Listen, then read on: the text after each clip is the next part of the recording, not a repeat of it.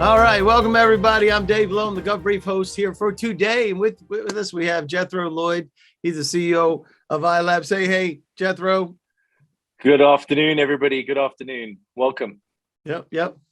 And we want to welcome everybody. This is crazy. We love doing interagency briefings to bring information to you guys and to help the communication structure. I'm telling you, we got a bunch of folks that have signed up for this from all over the different federal agencies. We're glad that you decided to join us today. And we have a couple folks that said this is the best briefing ever. Best ever now. No pressure. If you get new ideas, this is from Nicole from the Census. I get new ideas for how to approach integration testing through production readiness. I think we'll address some of that, huh, Jethro? Absolutely. Yeah. And Christine from CMS, I learned something new. Anything. Look at that. There's the bar. Best briefing ever. Anything new. There you go. Maxwell from ICE, from the OCIO with the DHS, decreasing IT development failures and enhancing development. Is that in our wheelhouse or not? We're going to talk a lot about decreasing those IT development failures. Absolutely. Yep. That's the theme today. Yes, sir. Josephine from the Patent Trademark Office. There are real-time examples to relate to. Yes. Dennis from VA OIT. Learn my personal goals, how to get there, and potential pitfalls. We will do the best we can with that. Not sure if it's all rolled into your own internal personal goals, but we'll do our best to try. Zoe from CMS, we walk away with some really tangible tools and changes. Love it. Thank you. And please address this. And we're either going to do that here or we're going to do that after this. And that is from Josephine says, what is the best tool to use for automating desktop web-based systems that have many data dependencies? Well, we may talk about that and then give you some insight later. We can pop something on later for you to talk with these folks. Lisa with the VA, value add and meaningful metrics. We'd like to know more about what that means to you, Lisa. Jeffrey with EPA, in addition to testing for quality assurance, are mechanisms to ensure that security requirements have been met. I can tell you what, Jeffrey, that should be built into your QA, right, Jethro? Absolutely. All right. So Laurie from Census, the security code validation and code completion, that sounds like an offline conversation just ready to happen. Jethro, what do you think? Absolutely, Laurie. And for the last two questions around quality assurance and specifics around security, it is something that we're going to bring into briefing later on in the year, but we do have a specific core focus around that security. We've got a lot to talk about. So if you guys are willing to talk to us separately, we can cover everything around that security stuff. Yep. And you'll do it right for them. And how much does it cost them to talk to you, Jethro? Zero. Nothing. Not a blessed thing. All right. The session agenda, I'll give you who these guys are in just a minute. We'll talk about how you can communicate with us. We'll talk about agency issues and challenges and breaking the cycle of bad development. We're going to talk about several. I think we have three, right? Right, guys? 3 QA automation case studies. And then throughout this, we'll be doing the Q&A with you guys and recommended action steps and procurement options for you and additional resources. You with your session doc, somebody on my team is going to pop this in here where you have the briefing, presentation, capabilities, and the case studies that we're going to be reviewing so that you have them for you in PDF format. If you've been living under a rock and you have no idea how Zoom works, you can actually make us bigger, smaller. You can even control whether you see us at all. Just go up there to the top, select what you want, and make us disappear if you want to. As far as communicating throughout this chat, here's the thing. There's going to be a lot of folks here. We got 45 people here. So let's do this. Let us know who you are in the chat and all that kind of stuff. And we love that. If you have a question that you want to engage us with, you can raise your hand, or I think the best way to do it, any questions go into the Q&A. And if you have something you want to take offline, send it to katie.tucker at that email address down the bottom that you see right there. And we will be doing things like this. Why in the world did you decide to join us today? Is because you want to learn about independent QA and how it's meeting the president's requirements? Do you have a software project that's off course? I need some insight on a specific software issue. I'm in procurement and want to know why we should separate the contracts from the prime. Love that question. If you're from procurement, that's for you. Or my boss made me come. And we know there's Weisenheimers out here that are going to pick that one. And you can pick as many as you like. While you're doing that, I'm going to tell you about this particular briefing. so that you can actually communicate. Because if you don't know this, then you can't communicate. And that is, this event is not affiliated or endorsed by GSA or any agencies, provided to you, the audience, for informational purposes only. And your participation as government personnel is voluntary, and any engagement, like I said, by you is not an indication or endorsement to purchase from any vendor, including iLab. So now that we got that out of the way, Jethro, tell us a little bit about iLab, how you guys got started, and who you serve. Great. Thank you, Dave. So iLab's been operating globally and specifically starting out in South Africa, but headquartered now in the United States at the better half of the late 90s. And we started because of the great software event that occurred towards the end of the 90s, the big Y2K. The big date challenge that everybody dealt with. And I think it was at that stage, it was the first time that agencies and organizations like the people on this call were thinking about, well, if I'm buying expensive software, how do I make sure, whether I buy it or build it, how do I make sure it's working to what I wanted it to do, what it had to deliver for me? Was it delivering to my constituents, my clients, or whatever it might be? So really our focus, and specifically here in the United States, we help the agencies deploy and, very importantly, maintain software, whether they've bought it or built it, or they've done a combination of both. We have in the United States probably over 3,000 plus completed engagements across the public and private sector. We are deemed, which is fantastic. The United States is such a big, beautiful, wonderful place, a small business, and we're headquartered in Indianapolis, Indiana, where I live with my family. Our industries that we serve, public sector, which is what we're talking about today. We have vast experience there. Financial services, healthcare, manufacturing, pharmaceutical, banking, telecommunications, and retail. So we've got that great experience we bring to the public sector because we've been exposed to so many different agencies. What is our core focus? Independent quality assurance and testing. And last time, Dave, we had a guy that spoke up. He said, quality assurance is different to testing. Absolutely. What do? We help clients mature what they're doing from a software asset management perspective, whether it be bought or built, as well as we do the core activity of testing.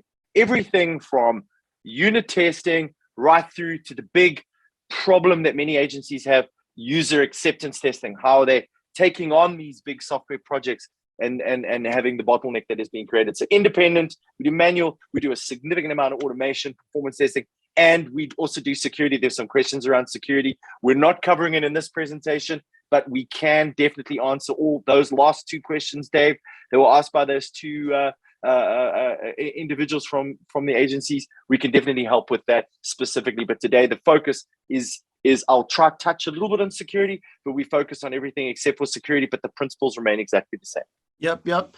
And you can see why this is so important to folks. The first is the modernization, right? That we're here because these acts are coming down on top of folks. And unlike the private sector, when the president says, hey, this is the memorandum, boom, it becomes, that's exactly what has to happen, right? So we have that, cybersecurity right here. We have it saying, hey, this is what's coming down on everybody's head, and decreasing the IT development failures and enhancing the development. That is it. That is all part of that. And we really want to break this cycle because we've seen it happen over and over and over again, where something gets developed, it gets pushed out, and there's failures. And some of those are catastrophic failures with billions of dollars being spent that are just gone. It just never works. So this is why the USDS has created the playbook, right? And they have in the playbook, and we're highlighting two of these. One of them is 4, which is build the service using agile, right, and iterative practices, and this fits right into that, and automate the testing and deployments, right? So all this gets funneled into that so that you can reduce the risk, lower the total cost of ownership, and most of all, folks, protect your agency's reputation. Because guess what? That is the number one thing that gets damaged when you have an IT failure. We don't have to go far. We don't have to rehash the past, but we've all seen this over and over again where we have these big releases and huge failures, right? And this is the impact on your agency. It delays things. And your customer experience, also known as your citizen experience, whoever it is that you are doing this with, and it increases the time. All of this goes into increasing the costs, and everybody loves that negative press, right? So there you have it. And we had some folks that say, hey, we released this thing, and boom, it goes. We'll see if anybody's released something and had something negative. So this is what happens with modernization failures, right, Jethro? Absolutely. Yep. And just to add, Dave, another massive impact to the agencies is the never-ending change requests from your vendors. We thought it was done. We look at the software that's produced and it isn't done. And then we go back to the drawing board and we draw another change request. And a project that should have taken 2 years takes 4. Yep. And the project that should have cost 10 million costs 40. So we're really there to try assist with some of those challenges. And we see this, right? So take us through this wheel here of how failures happen. So I think the first and most important concept that we want to bring to the table here is the independence. So if we take that wheel, if that would be a standard sort of cycle, whether you're buying software or you're building it, you go through a whole process of your architecture and procurement. And then from a procurement perspective, you sort of hand the build, deploy, test, identify, fix, initiate, all those sort of activities to a single vendor, the same vendor or the same individuals that are required to build it. What ends up happening is somewhere along the line, they split off what they're responsible, what you're responsible for. And the agency ends up becoming quite majorly responsible for things like test, identifying the defect, and then being able to articulate that problem back to the vendor for a fix. That cycle over there becomes the finger pointing activity. Thank you. That's a great graphic. The finger pointing activity of the two organizations saying, I think this doesn't meet what I said it was supposed to do. And the vendor saying, no, that's exactly what you said it was supposed to do. And the reason being is because you're using business folk or folk that have day jobs to go through this testing initiative. Are they the experts in their business? Absolutely. But testing is a formal practice, something you need to train. If we look back in history, in the 80s, we weren't formalizing what we did from a testing perspective.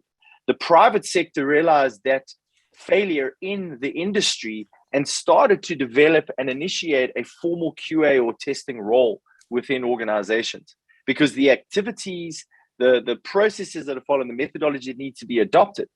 Now today, if you're not deploying automation testing early on in your cycles, you never get the benefit of regression. You never get the benefit of being able to release software. So the lack of quality assurance and independent testing validation, okay, creates those challenges between you and the vendor and that never-ending cycle. And worst case, that press moment, the time when somebody phones you from a reporter that says your system doesn't work, there was some kind of disaster. So what does independent mean? It's not you. It's not you, and it's not your vendor.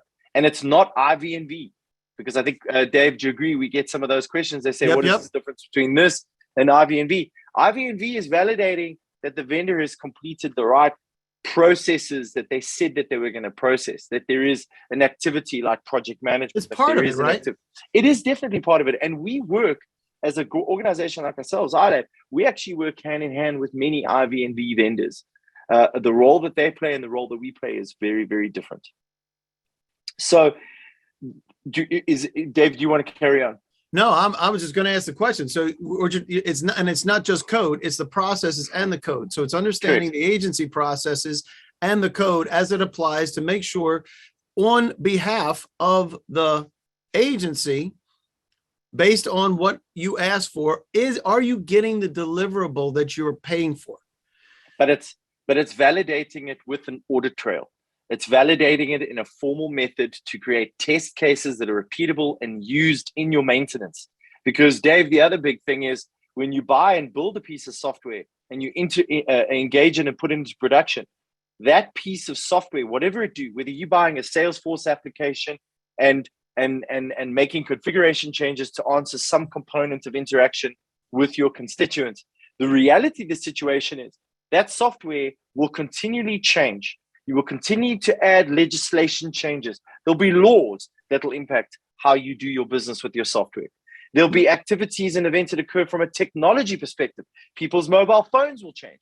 Maybe you're releasing a mobile application that allows people to to do things differently. And coming out of a post-pandemic or somewhere in between this pandemic, the reality is that governments are being forced harder and stronger to modernize and to put a lot of their services into a cloud environment or an online environment, etc., which is adding a significant amount of risk, significant amount of change. How are you managing that? Yep. At the beginning, we spoke about the difference between quality assurance and testing. Testing is the activity that validates whether or not the software works, okay, under a specific set of conditions, whether it be a unit test, which speaks to the unit level, whether it be user acceptance, which speaks more towards a business process. The quality assurance elements that we bring to the table is we give a significant amount of feedback and insight into some of the challenges we identify because of the symptoms that we see, which is a defect. So if we start identifying, for instance, that at the business level, the way in which you're articulating a use case, a user story, a business requirement, whatever you want to call it, and the way you're engaging with your vendor, we help the organization make those improvements. And that's the quality assurance component. Remember, our independence and our lack of vesting into a vendor giving you a piece of software is the power that we bring you, because we represent the agency. We do not represent the vendor. We're looking at process and code. We're protecting you, the agency. But the most important thing is we're doing the right amount of testing, the right amount of quality assurance to mitigate the risk, not more, not less. Yep. Love it. Love it. Love it. And so we talked about how it fails, but now if we move testing forward and we're procuring this at the same time that you're procuring whatever it is, this doesn't just apply to something that's custom made, right? Right, Jethro? Absolutely. So we see a lot in the public sector, the desire to buy everything from a single vendor, the single vendor procurement. There's great value in it. I do not dispute the value in it. But there's a component that you can carve out, which is the testing and some of the elements of quality assurance that you can procure independently that gives you a little bit more assurance as to what's happening. It also introduces some of your controlled testing much earlier in the cycle. So when the vendor is producing some kind of build, we assist the organization with defining what should be the test evidence that they're providing the agency, that they've done a certain amount of testing before they're releasing it into a pre-production environment or the cloud environment for UAT or whatever it might be, okay, that they're showing that level of evidence. Then we would help go through the testing that the agency is responsible for, or more, depending on the engagement. We'll show some different case studies.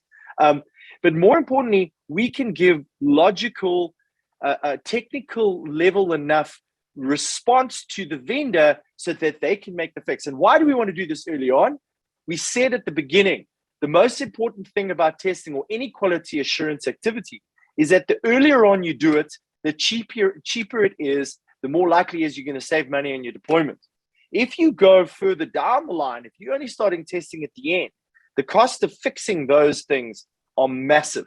And in many instances, Dave, myself, and Chaitan, who've been doing this for many years, we can tell you we've worked on more projects where we've gotten involved, where we're involved too late, and the vendor and the client or the person we're representing ends up in a litigious relationship because it's been an absolute and unadulterated failure, and it's too late to find it.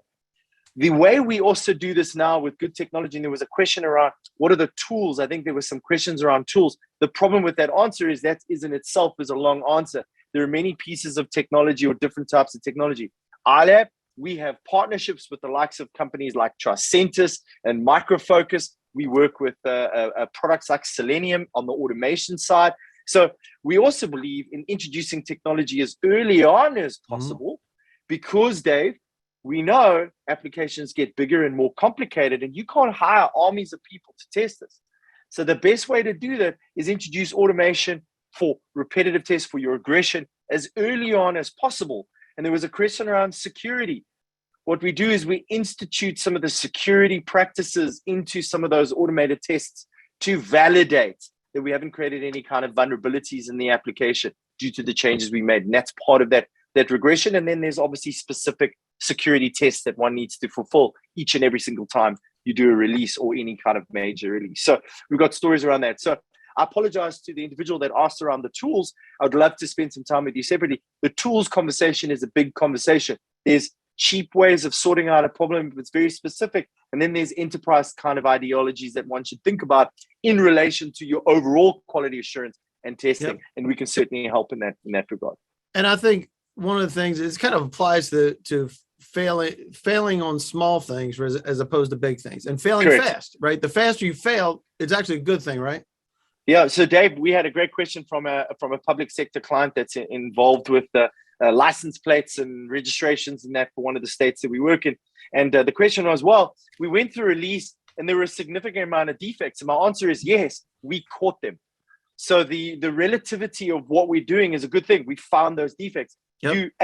We found them. B, you know what they are and you can act on that. And C, most importantly, they went live on time, because they sure as hell, if it was a defect was significant amount early on in the process, they weren't going to go out and release that into production and figure that out when it's too late. So they were able to fix it cheaply because it was found early. That's exactly right. And that if it were found later down, that's very expensive. Yep. And you look here, when you do that, you mentioned it, automate those tests. They can be automated. You build it into it and you test it throughout. And that's where you get to here, where instead of spending your time on all of those fixes after the fact and the incredible costs that are involved in that, you can apply the money to your maintenance, to your improvements, to reallocating your whole entire workforce that would be absolutely bogged down by what happens in a monumental failure, right? And that's where you get to the anatomy of a success. You're saving your dollars, you're saving your reputation, saving money on resources as well as your resources. Most importantly, boom. That's a John Madden term, right? Boom. I like that, Dave. Just to add to that, besides catastrophic failures, the reality is catastrophic failures are 1,000 small failures. That's right. And I always speak to a lot of your software initiatives. It's death by paper cut. So we got involved once with an eligibility system. They were 3 years down the line. They died over 3 years of paper cuts.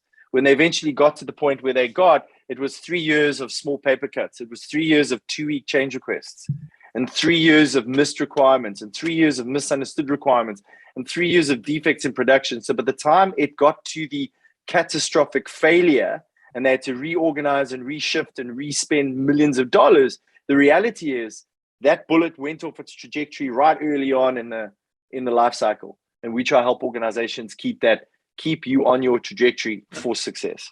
And that's what independence does. It gives you the ability to speak directly to the situation and ultimately reduce the project cost. And that's not just project costs for custom code. That's project costs for COTS systems as well, right? Dave, 80% of our clients are buying software off the shelf and spending 2 years implementing it. The reality is they're buying software off the shelf and they're making 2 years of changes to a software. We don't focus on the software. We're focusing on the software that will become owned by the vendor, by the client, should I say. Yeah. They're making specific configuration changes, specific integration changes, specific unique enhancements to deliver their business. Great. And that's what we focus on. Great setup. And you can see the things, instead of being a negative on the left side of being a failure, it turns into the success when you do these things. And we don't have to read all those, you can see them, but the reliability and performance, super huge. User experience, big deal. There's so much coming down the pipe for user experience, improving that. So all this gets solved by those little failures and little improvements that keep you on track where you're not 10,000 miles off course because you waited till the end. Fantastic. I love it. We're going to do a poll real quick to say, what is your biggest modernization issue? And this could be a modernization issue. It could just be a project issue, right? Is it death by change request? Love that. Never ending story of defects. Business resources are the roadblock, meaning that once you get sucked down into one of these big things, right? And I went live and made the news. I want to see if anybody has had that happen or that's one of the big ones. My sanity, obviously. There you go. All right, let's see. We've addressed some of the questions. Anybody have any questions? You can pop them in the Q&A and we'll be glad to hit those. I'm going to open the chat, and Mia says, I know that snowball stand. I know Mia's probably running back and forth either to Social Security Administration or CMS, because the back way from Howard County comes down there, and that's why she knows the snowball stand. So awesome for that. And if you have any questions, please ask them. We're going to get into some case studies now, which will probably spur on some additional questions. But great job on addressing some of those early on questions, Jethro. And we'll leave this open for just a minute, just in case. I don't see anybody. We must be doing either a great job or everybody's in a coma. Jethro, I don't know. You're muted. I have no idea what I hope not. I hope not. I hope not. So, Karen raised your hand. Hang on a second, Karen. Let me see if I can find you, attendees. Come on. Come on, Karen. Where are you? Karen, is it Karen Earl? Is that who it was? Or some, maybe did the hand go down? I don't see the hand anymore. All right. Well, tell you what, if you want to chat, just let us know. I'm going to end this poll in 3, 2, 1, and boom. All right, cool. Thank you very much for that. So, sorry, Dave, it is Karen Earl. She did say yes. Karen Earl, hold on a second. Before we jump into this, Karen Earl, let me find you. Karen, I don't know how it went up and went down, but it worked. All right, here we go, Karen. You there? Whoop, go ahead. Sorry, I hit it to ask you to unmute and I muted you. Go ahead. You there, Karen? She's coming. I know it is. What happened there? One more time. I'll ask you to unmute. Let's see. She's not, I don't know what's happening there. If you want to type the question in, Karen, we'll definitely get to it. Definitely want to hear what you have, or you could just start talking, because I have you. If you can find your microphone and unmute it, you can do that, because we'll keep that open for you just in case. Gave you the permission to. And then so take us through while Karen's figuring that out. We'll do our best to get to you, Karen, right after this spot. So the quality assurance approach, whether this is independent or not, right? But this talks about the approach itself. So tell us how that works. So I think there was a question early on. Somebody was asking for meaningful metrics. I think metrics or measures. I think the most important thing to understand about any quality assurance approach is each and every single phase that one completes in your project lifecycle, there needs to be a reason or a measurable metric to say that you've been successful. Mm-hmm. With the testing, it's easy. We talk to number of test cases produced, test cases in relation to story points delivered, if it's a sort of a semi-agile approach or whatever it might be. We speak to number of defects found, what are the types of defects, the analysis, severities. We put a significant amount of metrics and monitoring against everything you do from a testing perspective. But quality assurance pushes that all the way up the food chain, further up earlier on in that process. And you ultimately going through a continuous monitoring and improvement perspective, because you ultimately, with software, the dream is to move into a continuous integration, continuous deployment type of environment, where when you're working within your software, you're continually making changes. You're not having these singular moments in time when you're doing something on a continuous basis. And as more and more of the organizations move to a cloud type environment or a sort of a hosted sort of environment with their software, more and more of this becomes a reality, that things move faster in smaller cycles and shorter sprints, etc.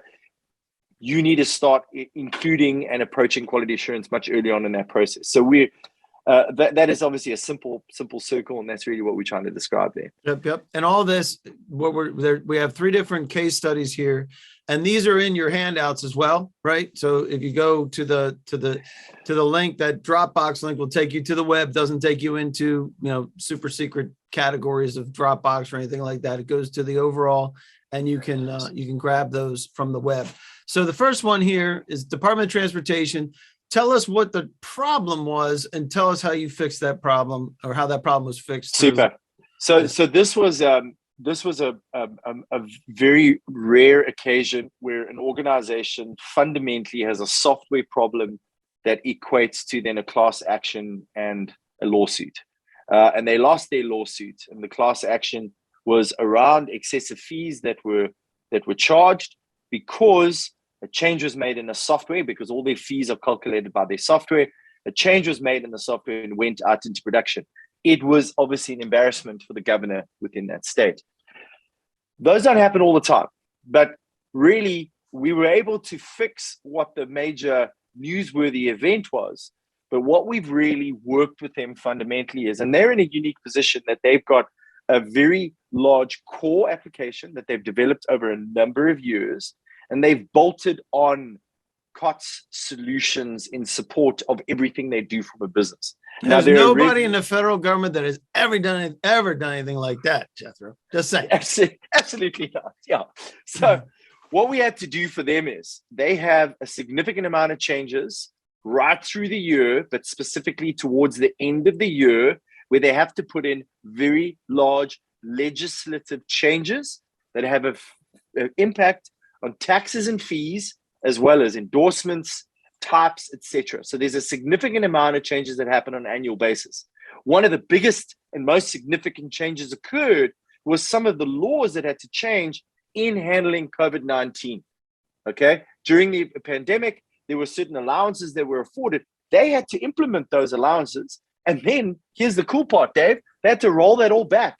They had to put it in and take it out when the law was in and when the law was out. Okay. So there's all that law stuff. Then there's their absolute desire to modernize or take their application stacks, as I said, the custom developed and all the other stuff, on a journey where they're moving things more online, more mobile, allowing the less dependence on branch or human to human interaction. They've got kiosks, they've got big terminals where people can do a whole series of events. So they're modernizing also at the same time. So what did we do? The first thing that we did was we got testing involved much earlier on in the process. Okay. Each and every single time a user story is defined, we are defining use cases or test cases, and the developers are starting to build their code. So we're an integrated agile team. We help them transition to agile development. And we built automation in as early and as possible so that we could reduce regression time. Now, why is regression time important, Dave? The regression time is important is because it's a hell of a complex application. I think there was a question around an online system with lots of data dependencies. This is a living example. It's an online system with a significant amount of data dependencies. One variable change in the data, it calculates a different tax rate, a different fee rate, a different outcome, a different piece of paper that's required to support it. So the processes, the individual independent processes are very, very complicated. So we had to automate all of that, okay? We reduced that time from a 4-week exercise to now it happens every single week at the end of each week, at the end of each sprint cycle, okay? A full end-to-end regression test, pushing through to right through to a smoke test, okay? And we spoke about that post-release production testing. We're pulsing that application in production all the time. We find defects so early on in the process that they have very clear insight into the impact of those changes before they release to production. What's changed from before and after? When they have a release date, they make their release date. Nobody's working on weekends. No software is pulled back. And every single change that they want to make to this piece of software, if they're able to scope it in from a development or integration perspective, they can deliver it each and every single time. Fantastic. So that's a Department of Transportation one. This has to do with retirement. There's several different retirement agencies in the federal government. So take us through this one. So the retirement agency was a great one. Another great example. They had no event that was a problem. They didn't have any challenges. They didn't make the news. But the reality is they realized that they weren't necessarily as efficient as they could be. They do not do custom development. They have an Oracle application. They have a PeopleSoft application. So they've got applications that they've procured, that they've now configured for their environment, but they deal with a lot of money. They're dealing with a lot of money. They're dealing with a lot of people. We initially got involved with them during a modernization effort. They had a significant amount of people-to-people interaction. They had old retirees who were going into specific branches, etc. And they wanted to modernize it. During that modernization project, what they started to realize was there was massive inefficiency in how they were doing things, finding defects too late. They weren't able to understand the impact of a change on the environment early on, okay? So the reality is what we did was we have, and I think somebody asked about metrics, with this organization, we deliver our entire service against a set of measures. One of the most important measures that we deliver against is 100% or all defects are found before they promoted into production. Their CIO said, I do not want any defects in production. I want an application that works always according to what we expect it to do. So we have matured their environment. We have moved and shifted our entire testing effort all the way as close to the development effort as possible, or should I say the configuration effort as possible. We have automation across a significant amount of their critical functions and workflows. And those are executed regularly and often under multiple data and environment conditions to ensure that they do not have. Now, I think a lot of people are thinking, well, this could be quite expensive. Well, actually, it isn't. Okay. The reality is many of these testing activities that we're talking about are currently being done badly or not enough of. And what the difference in the two case studies, which was very important, is there are no change requests happening in client number one that we spoke about. And client number two, not only aren't there change requests, but they're able to make reinvestments back into their environment because they're not living through failure. They're living through success. They're meeting their objectives and they're able to do more with their budgets that have been given to them.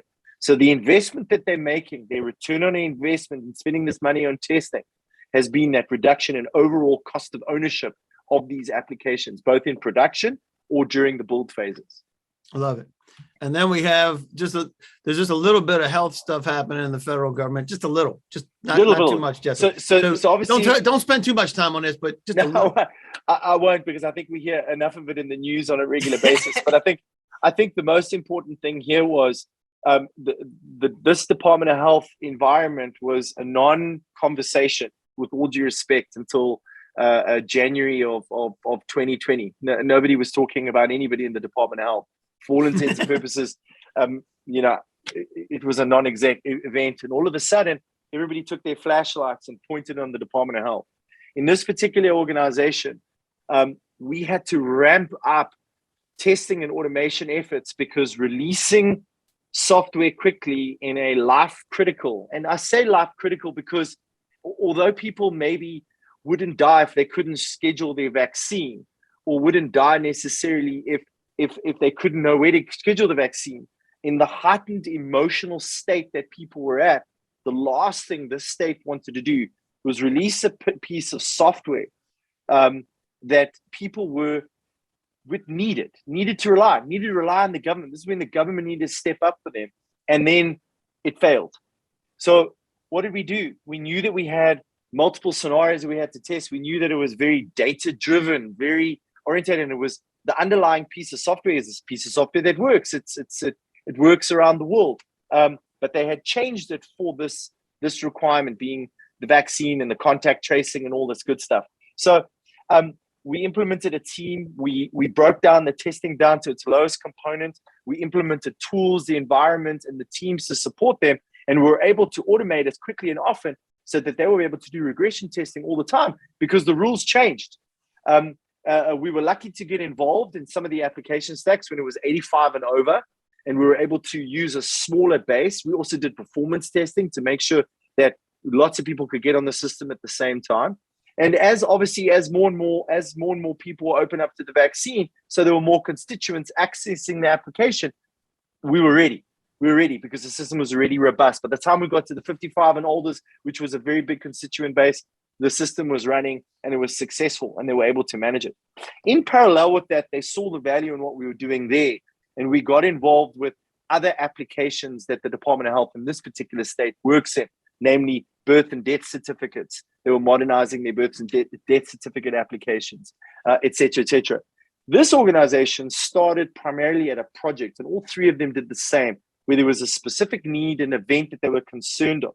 What we try and encourage organizations every piece of value that we bring to a project or program of work from a testing and quality assurance perspective, we try and encourage you to take a organization stance in that there is massive value applying all of this to across all your systems and not one specific system. And that's what this department has done now. They've applied this across all their software they're responsible for.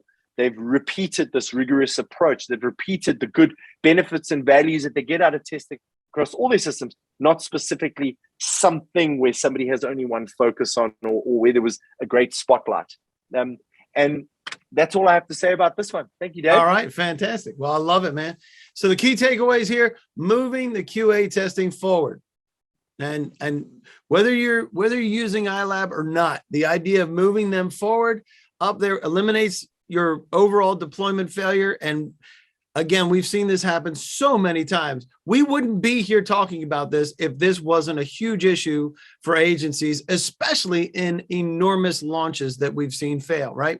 And it protects your agency, saves you dollars, faster deployment, no more finger pointing. There's one throat to choke. Whose throat do they choke when they come after something? Jethro, if you're running. If we run it, the good news is they don't need to choke any throats because they're making mistakes and they're fixing it. That's the big thing. They're not getting to the, oh my goodness, look at all these mistakes. Now let's go choke somebody's throat. Yep. So we're helping them prevent that event. And real important, you want to do this in independent testing. You want to procure the independent testing when you award the COTS or custom system development. That way it's working in parallel. I love that. I love that analogy. You guys are working together. You're integrated in the agile development process, and then it gets automated and it doesn't cost them a mother and fortune to fix it, right? So independent QA helps you meet the USDS recommendations, and that's exactly what we want to make sure that we help you do. And this question is semi-selfish, but we want to know, do you expect an organizational transformation requirement? When do you expect this? When do you expect the QA requirement to come? Now, Q2, Q3, Q4, or not sure, and that's okay. And would you like to talk to somebody on iLab's team? I said, you don't have to purchase from anybody, including iLab, but let's open this back up to for this. So we'll keep that open for a minute. Let us know when you have that requirement for quality assurance. Some folks have it right away. Karen, did we get you to get unmuted here? Can you unmute yourself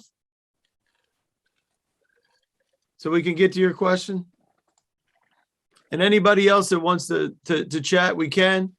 The quality assurance, Q&A. You can open the Q&A and we can talk about that. I do have a question that came around the other way. All right. So Karen is saying the poll testing is not operating. The poll testing is not operating. We didn't test that, Karen. We didn't test it. I got people answering it.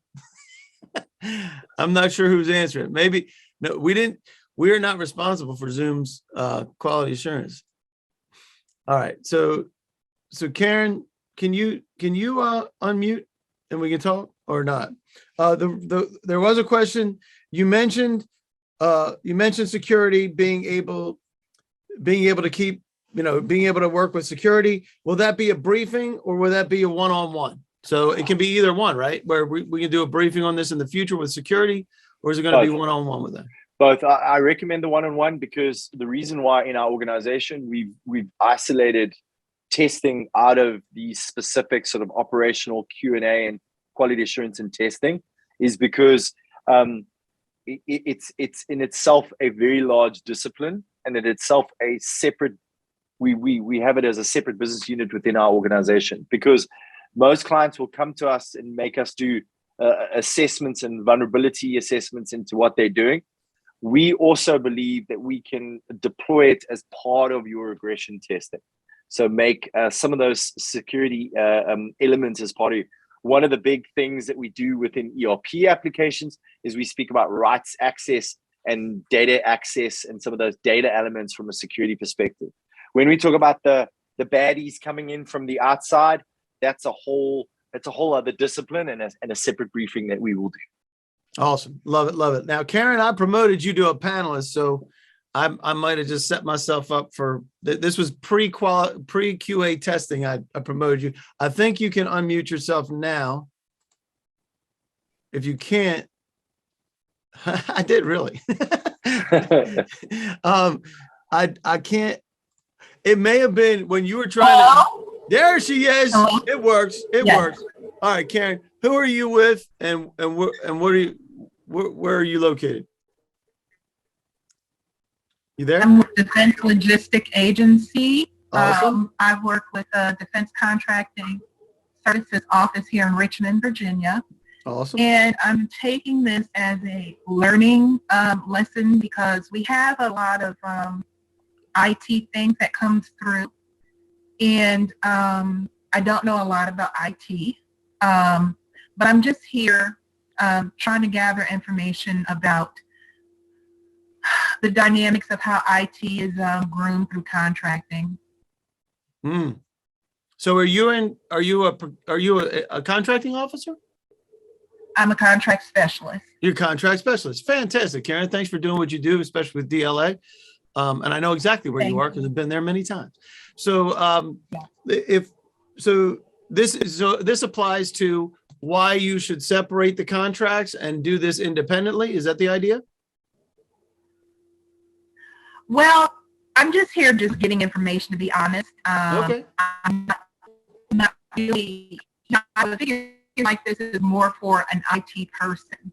Yes. But I'm just interested in, understanding some parts of it. I don't expect to understand all parts of it, but it is helpful towards what I do as my job, and which is do a lot of purchases for IT softwares and hardwares, different things like that. So it just gives me a general idea of what the IT department, looks for and what they go through.